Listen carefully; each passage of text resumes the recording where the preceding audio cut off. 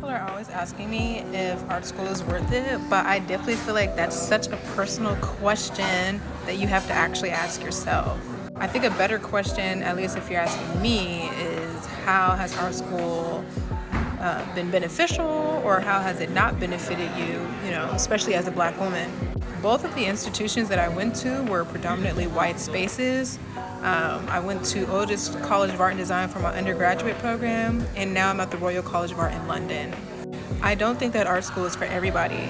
I think that school is for everybody, however, but you can also be in like the school of the streets, and the streets can teach you everything that you need to know in order to like navigate the wolves that are outside. And in many instances, if you've been on the street or if you've been in like survival mode, these types of skill sets that you've packed in your arsenal can be incredibly beneficial when you get into academic spaces.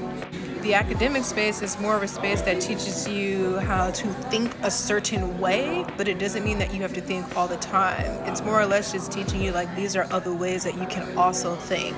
And these are, tools that you can also put in your toolkit.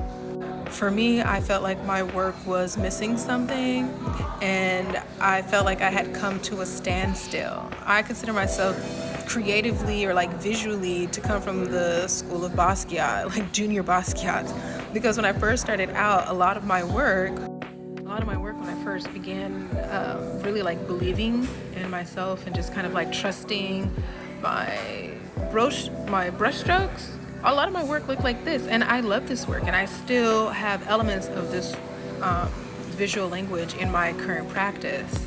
However, I felt like I needed to graduate, and that's exactly what I did.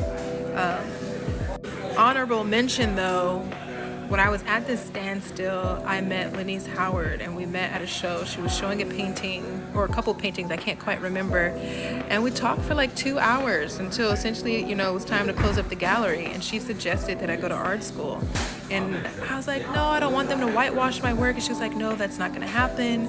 You're really just going to essentially seize that confidence that you're looking for, learn other strategies, and then be able to kind of employ them. Just because you're learning how to do 101 things doesn't mean that you have to implement all 101 things. It's really just knowing what's out there and figuring out what it is that you can use to better articulate yourself visually, through your writing, through any sound pieces, performatively, anything that you want to do. So that's what I did. I enrolled in SMC. I took my prerequisites and then went straight into Otis with my portfolio, which I had built while not in art school. So is art school for you? Again, that's something that you have to ask yourself. It's incredibly expensive.